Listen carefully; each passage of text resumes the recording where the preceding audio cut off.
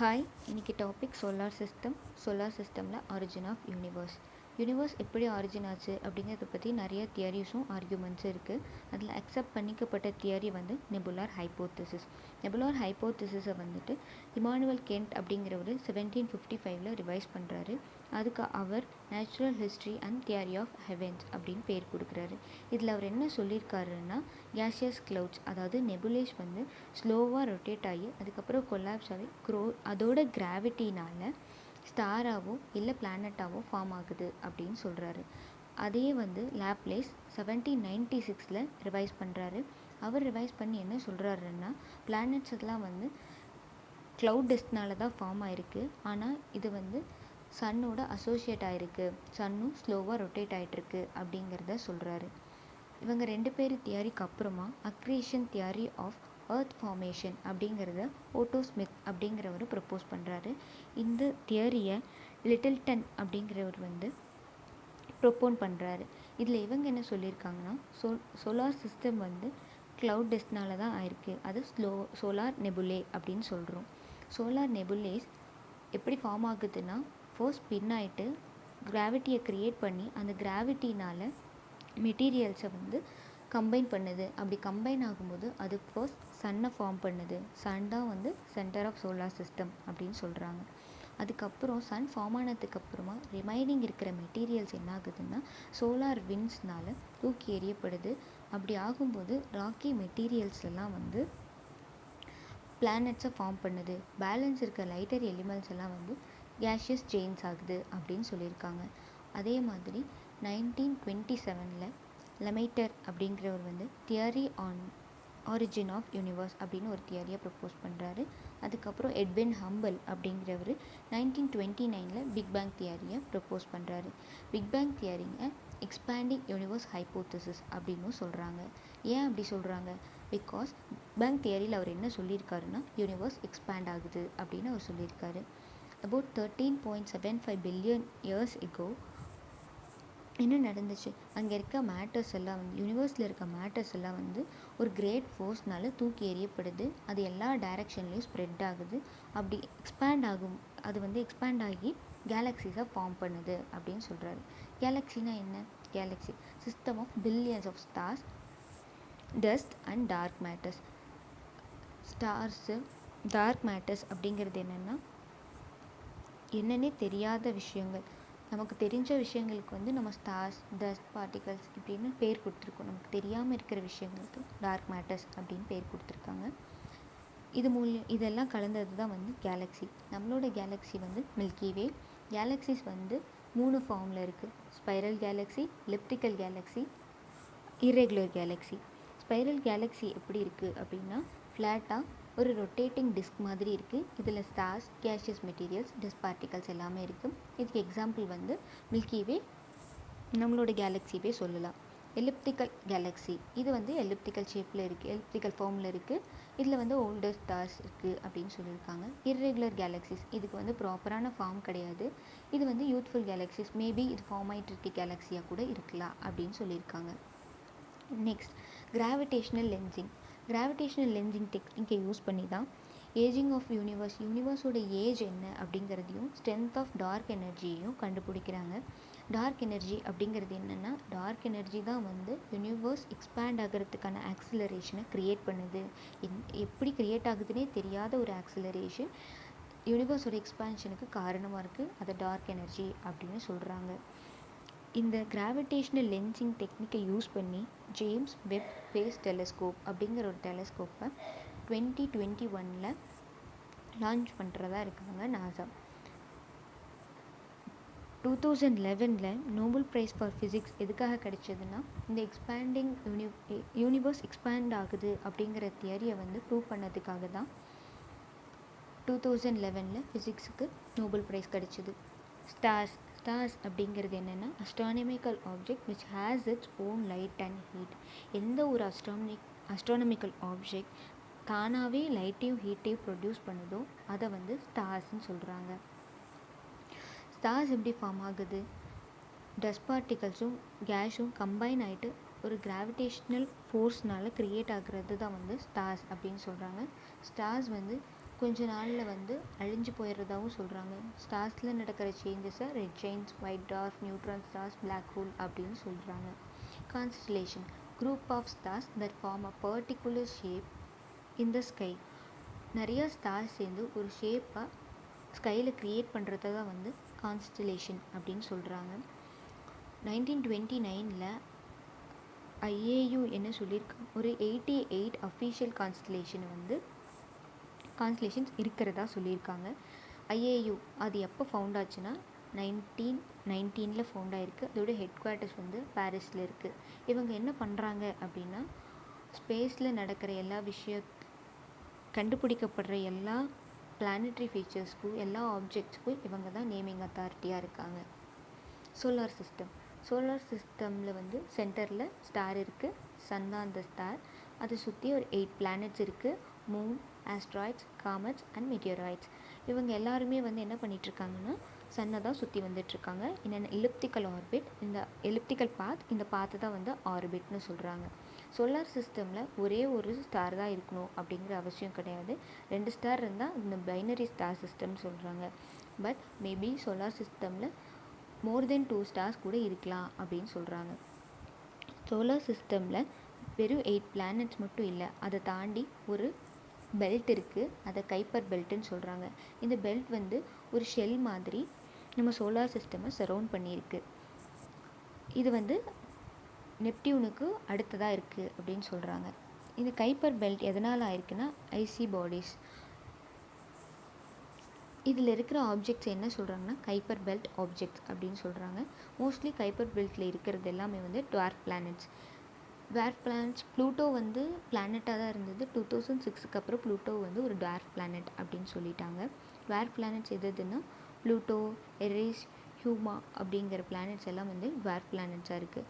2014 அரோகோத் அப்படிங்கிற ஒரு டார்க் பிளானட்டை கண்டுபிடிச்சிருக்காங்க. எது மூலியமாக கண்டுபிடிச்சாங்கன்னா ஹம்பிள் ஸ்பேஸ் டெலஸ்கோப் மூலியமாக கண்டுபிடிச்சிருக்காங்க. அதுக்கு வந்து நாசாஸ் நியூ ஹரிசான் டீம் தான் வந்து 2019 இந்த அரோகோத் அப்படிங்கிற பேர் கொடுத்துருக்காங்க. அதுக்கப்புறம் இந்த பெல்ட்டுக்கு அப்புறமா என்ன இருக்குன்னா ஒரோட் கிளவுட் அப்படிங்கிற ஒரு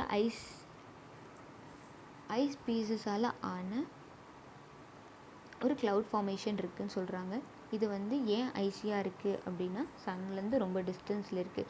எவ்வளோ டிஸ்டன்ஸில் இருக்குது அப்படின்னா 2000 10,000 astronomical units from the sun இருக்குது அப்படின்னு சொல்கிறாங்க. ஒரு அஸ்ட்ரானமிக்கல் யூனிட் எவ்வளோ இருக்குன்னா சன்னுக்கும் எர்த்துக்கும் இருக்கிற டிஸ்டன்ஸ் தான் ஒரு அஸ்ட்ரானமிக்கல் யூனிட் அப்படின்னு சொல்கிறாங்க. மெர்க்குரிலையும் வீனஸ்லேயும் நேச்சுரல் சேட்டலைட்ஸ் கிடையாது. ஜூபிட்டர்லேயும் சாட்டன்லேயும் நிறையா நேச்சுரல் சேட்டலைட்ஸ் இருக்கிறதா சொல்கிறாங்க. சன் சோலார் சிஸ்டமோட hero. Sun is the star. Sun ஒரு ஸ்டாருங்கிறது எல்லாருக்கும் தெரியும். சன்னோட கிராவிடேஷ்னல் ஃபோர்ஸ்னால தான் எல்லா ஆப்ஜெக்டும் அதோட ஆர்பிட்டில் இருக்குது அப்படின்னு சொல்கிறாங்க. சன்னில் க்ரியேட் ஆகிற எலக்ட்ரிக் கரண்ட் ஒரு மேக்னெட்டிக் ஃபீல்டை ஜென்ரேட் பண்ணுது. இது வந்து சோலார் விங்ஸ் மூலமாக சோலார் சிஸ்டம் முழுக்க பரவுது அப்படின்னு சொல்கிறாங்க. ஸ்ட்ரக்சர் ஆஃப் சன் எப்படி இருக்குது அப்படின்னா 70% ஹைட்ரஜன்னாலையும் 27% ஹீலியம்னாலையும் சன் வந்து உருவாயிருக்கு. சன்னோட இன்டர்னல் ஸ்ட்ரக்சரில் என்னென்ன பார்ட்ஸ் இருக்குன்னா core, radiative zone, convective zone அப்படின்னு ஒரு 3 பார்ட்ஸ் இருக்குது. கோர் அதுதான் வந்து இன்னர் மோஸ்ட் லேயர். கோரில் தான் வந்து என்ன நடக்குதுன்னா நியூக்ளியர் ஃபியூஷன் ரியாக்ஷன் நடக்குது. நியூக்ளியர் ஃபியூஷன் என்ன, ஸ்மாலர் ஆட்டம்ஸ் எல்லாம் சேர்ந்து ஒரு லார்ஜர் ஆட்டமை க்ரியேட் பண்ணி அதுலேருந்து ஒரு எனர்ஜி வந்து ரிலீஸ் ஆகிறது தான் வந்து நியூக்ளியர் ஃபியூஷன் ரியாக்ஷன். இந்த ரியாக்ஷன் வந்து சன்னில் எங்கே நடக்குதுன்னா கோரில் நடக்குது. இதுக்கப்புறமா ரேடியேட்டிவ் ஜோனில் என்ன நடக்குதுன்னா இந்த எனர்ஜிஸ் வந்து ஃபோட்டான்ஸாக வெளியில் வருது. இது வந்து தெர்மல் ரேடியேஷன்னு சொல்கிறாங்க. ஏன்னா ஹீட்னால இந்த ரேடியேஷன் நடக்கிறதுனால தெர்மல் ரேடியேஷன்னு சொல்கிறாங்க. அதுக்கு அடுத்து இருக்கிற ஜோன் என்னென்னா கன்வெக்டிவ் ஜோன். கன்வெக்ஷனாலே என்ன, வார்மர் ஏர் ரைஸ் ஆகிட்டு கூலர் ஏர் வந்து ட்ராப் ஆகிறது தான் வந்து கன்வெக்ஷன். இதுலேருந்தே தெரியுது சன்னோட மேலே இருக்க அப்பர் மோஸ்டில் இருக்கிற கோல்ட் ஏர் வந்து சன்னில் க்ரியேட் ஆகிற வார்மர் ஏர்னால் ரைஸ் ஆகி ட்ராப் ஆகிறது தான் வந்து கன்வெக்டிவ் ஜோன். அதுக்கு அடுத்து என்ன ஜோன் இருக்குது, அதுக்கப்புறம் என்ன இருக்குன்னா எக்ஸ்டர்னல் ஸ்ட்ரக்சரில் வந்து ஃபோட்டோஸ்பியர். ஃபோட்டோஸ்பியர் எதுன்னா சன்னோட இன்டீரியர் பார்ட்டுக்கும் சோலார் அட்மாஸ்பியருக்கும் மிடில் இருக்கிற லேயரை தான் வந்து ஃபோட்டோஸ்பியர்னு சொல்கிறாங்க. அதுக்கு அடுத்தது இருக்கிறது குரோமோஸ்பியர். குரோமோஸ்பியர் வந்துட்டு சோலார் எக்லிப்ஸ் அப்போது வெளியில் தெரிகிற ரவுண்டாக தெரிகிற பிரைட் ரெட் கலர் தான் வந்து solar chromosphere. Corona uppermost portion of the sun's அட்மாஸ்பியரை தான் வந்து கொரோனான்னு சொல்கிறாங்க. கொரோனாவில் தான் வந்து சோலார் விங்ஸ் க்ரியேட் ஆகுது.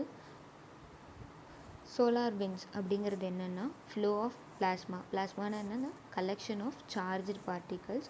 சன்னில் க்ரியேட் ஆகிற சார்ஜ்டு பார்ட்டிகல்ஸ் எல்லாம் வந்து வெளியில், அதாவது சோலார் சிஸ்டமை தாண்டியும் வெளியில் போகிறதுக்கு சோலார் விங்ஸ் தான் வந்து காரணமாக இருக்குது. அதுக்கப்புறமா பார்க்கர் சோலார் ப்ராப் மிஷன். இந்த மிஷன் மூலயமா வந்து சன்னோட கொரோனாவை வந்துட்டு ஃபர்ஸ்ட் சன்னுக்காக ஆரம்பிக்கப்பட்ட மிஷன். நாசா ஆரம்பிச்சிருக்காங்க.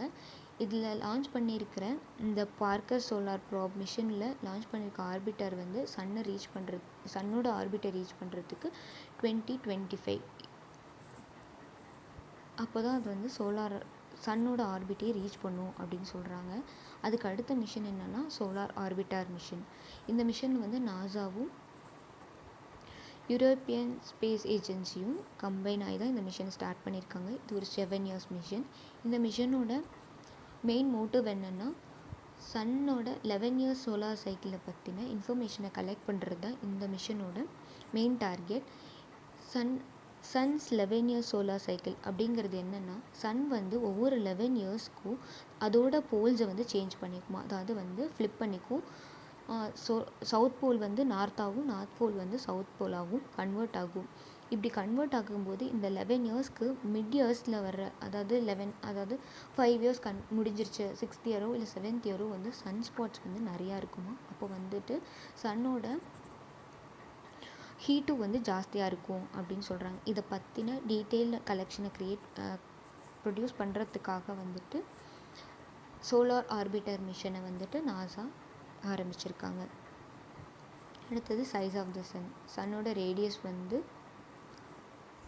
6,95,508 கிலோமீட்டர்ஸ் சன்னோட ரேடியஸ். ஆர்பிட் அண்ட் ரொட்டேஷன் நம்மளோட கேலக்ஸி வந்து மில்கிவே வந்து ஒரு ஸ்பைரல் ஃபார்ம் கேலக்ஸி. இது ஏற்கனவே சொல்லியாச்சு. இதில் வந்துட்டு 4 ஆர்ம்ஸ் இருக்குது. இதில் சாகிட்டாரியஸ் அப்படிங்கிறதுல தான் வந்து சன் இருக்குது.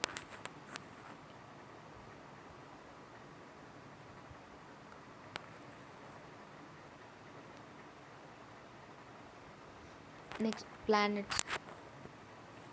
planets celestial bodies which does not have light or heat of its own. ஸ்டாருக்கும் பிளானட்ஸ்க்கும் இருக்கிற மேஜர் டிஃப்ரென்ஸ் இது தான். ஸ்டாரும் வந்து க்ளவுட் டஸ்ட்னால தான் ஃபார்ம் ஆகுது, பிளானட்டும் க்ளவுட் டஸ்ட்னால தான் ஃபார்ம் ஆகுது. பட் ஏன் அது ஸ்டார் இதை பிளானட் அப்படின்னு டிஃப்ரென்ஷியேட் பண்ணுறாங்கன்னா ஸ்டார்ஸ்க்கு வந்து ஓன் லைட்டும் ஹீட்டும் இருக்கும், பட் பிளானட்ஸ்க்கு வந்துட்டு ஓன் லைட் ஹீட் கிடையாது. அதனால தான் அதை பிளானட்ஸ்ன்னு சொல்கிறாங்க. பிளானட் அப்படின்னு அதை சொல்கிறதுக்கான குவாலிட்டிஸ் என்னென்னா பிளானட்க்கு வந்து ப்ராப்பரான ஆர்பிட் இருக்கணும். அது வந்து எந்த ஒரு பிளானட்டோட சேட்டலைட்டாகவும் இருக்கக்கூடாது. அதுக்கு ஓன் மாஸ் இருக்கணும். அதே மாதிரி கிராவிட்டி இருக்கணும். அது ஒரு ஸ்பெரிக்கல் ஷேப்பில் இருக்கணும். அது வந்து எந்த ஆப்ஜெக்டோட ஆர்பிட்டையும் கிராஸ் பண்ணக்கூடாது. இதுதான் வந்து ஒரு பிளானட்டுக்கான குவாலிட்டிஸ். பிளானட்ஸ் வந்து இருக்கிற 8 பிளானட்ஸே வந்து 2 டிஃப்ரென்ஷியேட் பண்ணியிருக்காங்க. இன்னர் பிளானட்ஸ், அவுட்டர் பிளானட்ஸ்னு. இன்னர் பிளானட்ஸ் வந்து ராக்கி மெட்டீரியல்ஸ்னால ஆயிருக்கு. இது என்னென்ன அப்படின்னா மெர்க்குரி, வீனஸ், எர்த், மார்ஸ். அடுத்தது வந்து அவுட்டர் பிளானட்ஸ் எதுன்னா Jupiter, Saturn, Uranus and Neptune. Inner பிளானட்ஸ்க்கும் அவுட்டர் பிளானட்ஸ்க்கும் மேஜராக இருக்கிற டிஃப்ரென்ஸ் என்னென்னா இன்னர் பிளானட்ஸில் சாலிட் சர்ஃபேஸ் இருக்கும், அவுட்டர் பிளானட்ஸில் வந்து சாலிட் சர்ஃபேஸ் கிடையாது. இன்னர் பிளானட்ஸில் வந்து ரிங்ஸ் கிடையாது, அவுட்டர் பிளானட்ஸில் ரிங்ஸ் இருக்குது. இன்னர் பிளானட்ஸில் வந்துட்டு டெம்பரேச்சர் வேரி ஆகிட்டே இருக்கும். அவுட்டர் பிளானட்ஸை பொறுத்த வரைக்கும் டெம்பரேச்சர் வந்து அதாவது அட்மாஸ்பியர் வந்து சிமிலராகவே இருக்கும்.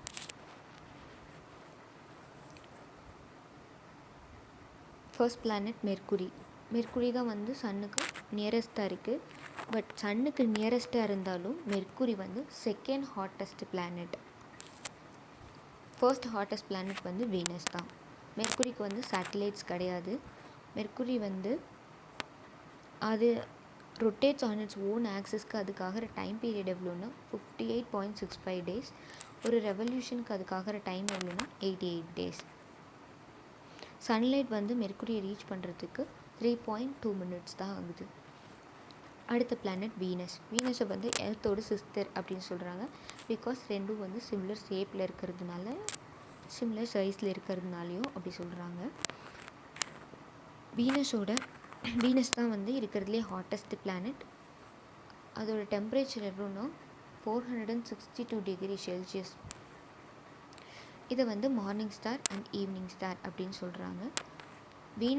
வீனஸும் யுரேனஸும் மட்டும்தான் கிளாக் வைஸ் டைரெக்ஷனில் ரொட்டேட் ஆகுது. அதாவது ஈஸ்ட் டு வெஸ்ட்டில் ரொட்டேட் ஆகுது. வீனஸ்க்கு ரொட்டேஷனுக்கு ஆகிற டைம் பீரியட் வந்து 243 டேஸ். ரெவல்யூஷனுக்கு 224.7 டேஸ். சன்லைட் வந்து வீனஸை ரீச் பண்ணுறதுக்கு 6 மினிட்ஸ் ஆகுது. நெக்ஸ்ட் எர்த்தை வந்து ப்ளூ பிளானட் அப்படின்னு சொல்கிறாங்க. பிகாஸ் நம்ம எர்த்தில் மட்டும்தான் வாட்டர் இருக்குது. எர்த் வந்து ரொட்டேஷனுக்கு எடுத்துக்கிற டைம் பீரியட் வந்து 23 hours 56 minutes and 4 seconds. ரெவல்யூஷனுக்கு வந்து 365 டேஸ் எடுத்துக்குது. டெம்பரேச்சர் வந்து வேரி ஆகிட்டே இருக்குது. எவ்வளோலேருந்து எவ்வளோன்னா -88 டிகிரி செல்சியஸ்லேருந்து 58 டிகிரி செல்சியஸ் வரைக்கும் டெம்பரேச்சர் வந்து எர்த்தில் வேரி ஆகிட்டே இருக்குது.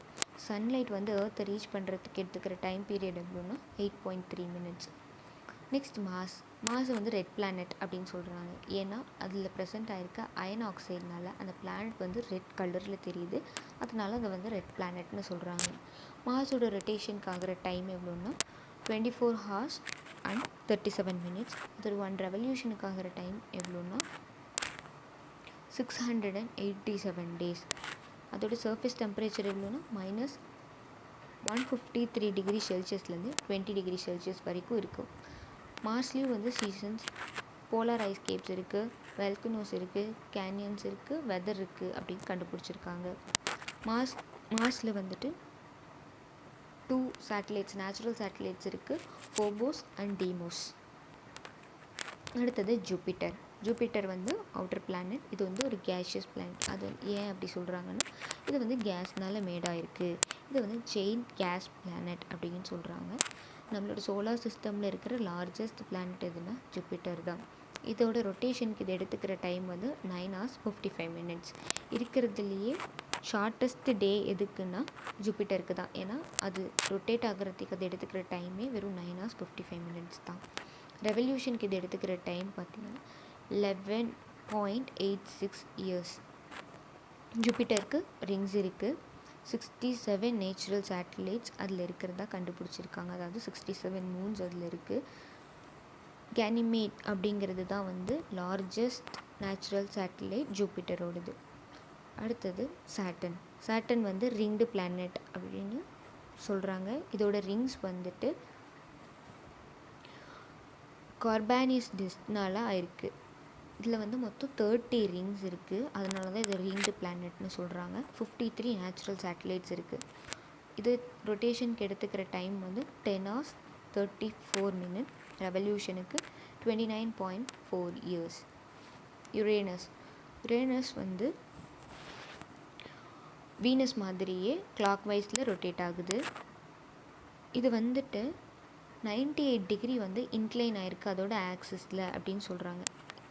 இதனால இதோட போலார் அதாவது போலார் ஏரியாஸில் தான் வந்து சன்லைட் அதிகமாக ரீச் ஆகிடுது.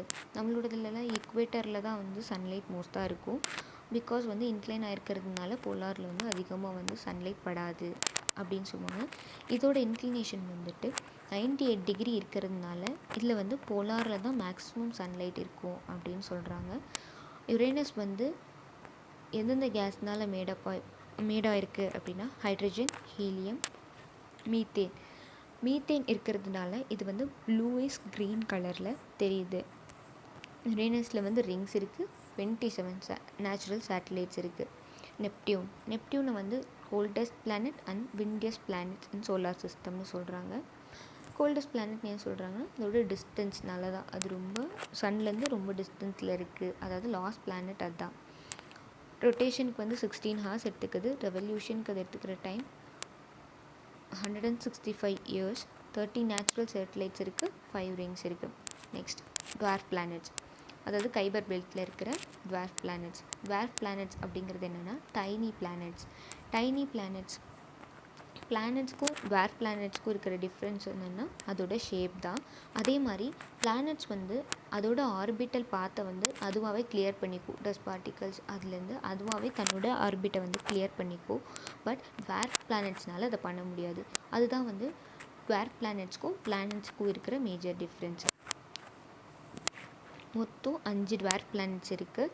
செரிஸ், ப்ளூட்டோ வந்து 2006 தான் டுவார்ஃப் பிளானட் ஆச்சு.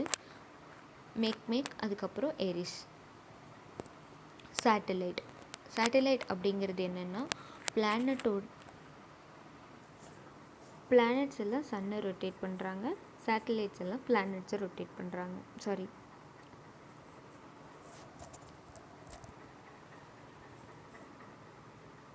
பிளானட்ஸை ரிவால்வ் பண்ணுறாங்க.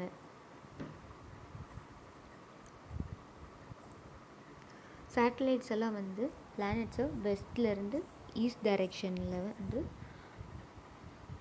ரிவால்வ் பண்ணுது.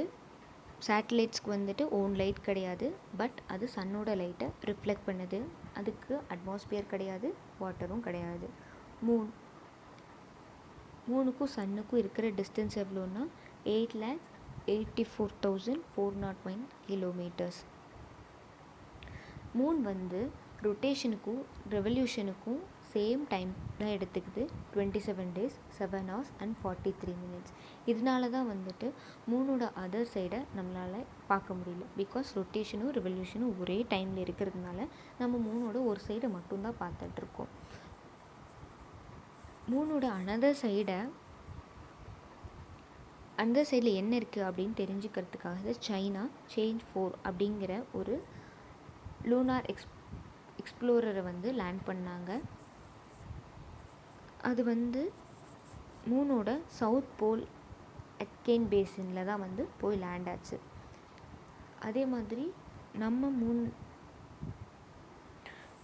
மூனுக்கு சந்திராயன் 2, அதாவது நம்மளோட இஸ்ரோ வந்து ஒரு லூனார் ஆர்பிட்டாரை வந்து சதீஷ் தவான் ஸ்பேஸ் சென்டர்லேருந்து லேண்ட் பண்ணாங்க. அதோட லேண்டர் பேர் வந்து விக்ரம், ரோவர் பேர் வந்து பிரக்யான். அதே மாதிரி சாட்டர்னோட நேச்சுரல் சேட்டலைட் வந்து டைட்டன், அதில் வந்து க்ளவுட்ஸும் ஏரும் இருக்கிறதா கண்டுபிடிச்சிருக்காங்க. இதில் வந்து நாசா வந்து ஒரு லேண்ட் ரோவரை வந்து அதுலேயும் வந்து லேண்ட் பண்ணியிருக்காங்க. அதோட பேர் வந்து ஹைஜன்ஸ் லேண்ட் ப்ரோப் அப்படின்னு சொல்கிறாங்க. இதை வந்து நாசாவும் யூரோப்பியன் ஸ்பேஸ் ஏஜென்சியும் கம்பைன் பண்ணி தான் பண்ணியிருக்காங்க. நெக்ஸ்ட் சோலார் சிஸ்டமில் என்ன இருக்குது அப்படின்னா ஆஸ்ட்ராய்ட்ஸ்.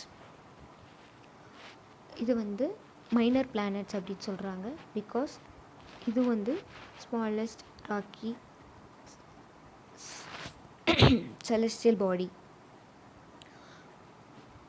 ஆஸ்ட்ராய்ட்ஸில் வந்து 2 டைப்ஸ் இருக்குது. ட்ரோஜன் ஒன்று, நியர் எர்த் ஆஸ்ட்ராய்ட்ஸ் ஒன்று. ட்ரோஜன்ஸ் வந்து லார்ஜர் பிளானட்ஸோட ஆர்பிட்டை வந்து ஷேர் பண்ணிக்கும்.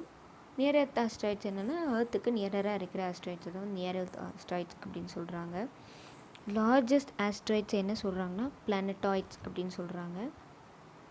இந்த ஆஸ்ட்ராய்ட்ஸ் வந்து எங்கே இருக்குது அப்படின்னா மார்ஸுக்கும் ஜூபிட்டருக்கும் மிடில் தான் ஒரு பெல்ட் மாதிரி ஃபார்ம் பண்ணியிருக்கு. ஏன் மார்ஸுக்கும் ஜூபிட்டருக்கும் நடுவில் மட்டும் இருக்குது? ஏன்னா மார்ஸோடு வந்துட்டு இன்னர் பிளானட்ஸ் முடியுது, அதாவது வந்து ராக்கி பிளானட்ஸ் முடியுது, அதுக்கப்புறம் கேஷியஸ் பிளானட் ஸ்டார்ட் ஆகுது. ஸோ இதுக்கு மிடில் வந்துட்டு சின்னதாக இருக்க மைனர் பிளானட்ஸ் எல்லாம் வந்துட்டு ஒரு பெல்ட்டை ஃபார்ம் பண்ணியிருக்கு. அதுதான் வந்து ஆஸ்ட்ராய்ட் பெல்ட் அப்படின்னு சொல்கிறோம். இது ஆஸ்ட்ராய்ட்ஸ் எப்படி ஃபார்ம் ஆகுது அப்படின்னா பிளானட்ஸ் வந்து எக்ஸ்ப்ளோர்ட் ஆகும்போதோ இல்லை வந்து காமெட்ஸோட சின்ன சின்ன பார்ட்ஸோ வந்து தான் ஆஸ்ட்ராய்ட்ஸ் அப்படின்னு சொல்கிறாங்க.